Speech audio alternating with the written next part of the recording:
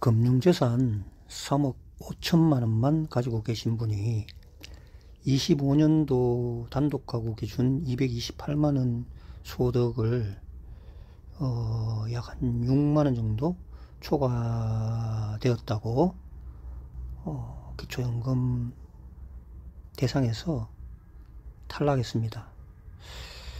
금융재산 3억 5천만 원이 대한민국 상위 30%에 되는 건가? 하는 의문이 들었고, 그래서 제가 한번 계산을 한번 해봤거든요.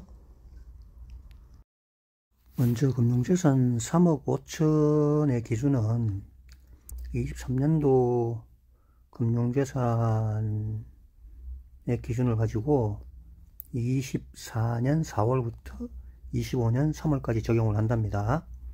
참조하세요. 금융재산 3억 5천을 소득으로 평가하는 방법은 소득인정액이라는 것과 금융재산으로 생긴 이자 소득액 두 가지를 합산을 하는 겁니다. 먼저 소득인정액은 금융재산에 2천만 원을 일상생활비로 봐서 공제를 해주고 3억 3천에 연 4%를 환산해서 나오는 금액을 12개월로 나누어서 월 110만 원이 산정이 된 겁니다. 그럼 두 번째 이자 소득액은 이제 각 금융기관에서 발생한 주로 정기예금이 되겠습니다. 발생한 이자 소득액을 조회해서 합산을 하는데요. 23년도에 금융기관의 이자가 상당히 좀 높은 수준이었습니다. 약 한 4.5% 정도가 되다 보니까 월 128만 원 정도가 산정이 되고요. 거기에서 4만 원을 공제해 주니까 월 124만 원의 소득액이 발생하였습니다.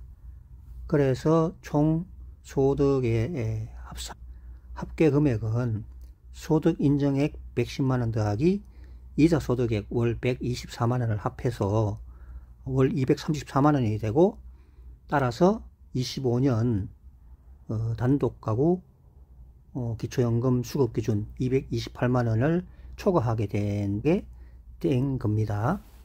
그런데 여기에서 이제 금융재산을 소득으로 평가할 때 이자 소득액은 당연히 이해가 됩니다. 124만 원을 적용하는 것, 발생한 소득으로 잡는 것은 당연한 것 같고요. 그 금융재산 기준에 연 4%의 소득 인정액을 추가를 하는데 이 부분이 도대체 이해가 안 됐습니다.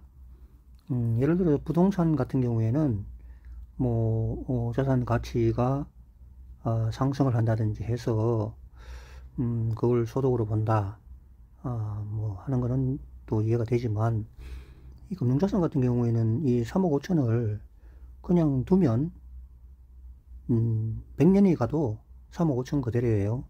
그러니까 소득 인정액이라 해서 연 4%를 반영을 한다는 거는 도대체 이해가 안 돼서 제가 담당자를 조금 많이 좀 괴롭혔네요. 제가 이해를 할 때까지. 결국은 이것은 그냥 정해진 기준이라 어쩔 수 없다. 제가 이제 받아들이는 수밖에 없었는데 지금도 참 이해가 안 되는 부분입니다.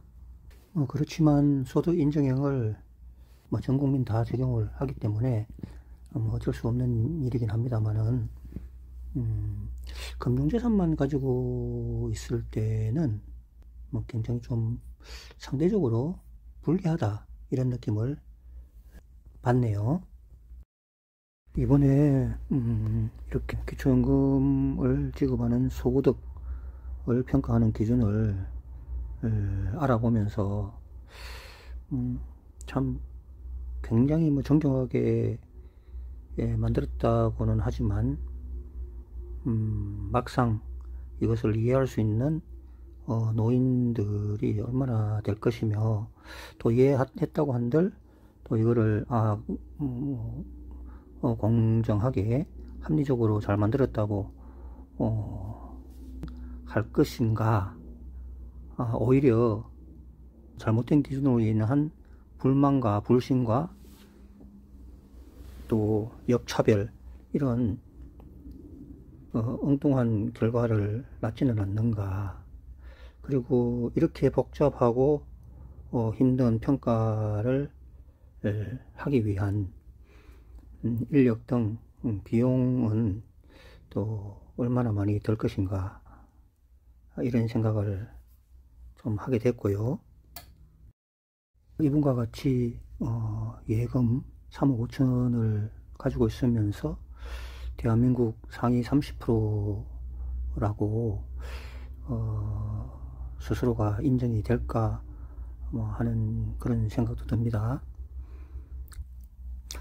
이분은 기초연금을 받으려면 금리가 약 1% 정도 떨어져서 3.5% 이하로 되거나, 아니면 금융자산 전체 금액이 약 한 1억 가까이 감소하거나 하면 될 것 같습니다만, 금융자산만 3억 5천이 있는 분이 대한민국 상위 30%인가 하는 의구심과, 또 과연 이 평가 기준이 제대로 된 평가 기준인가 하는 의구심, 두 가지는 납득하기 참 어려운 부분이네요. 참조하시기 바랍니다.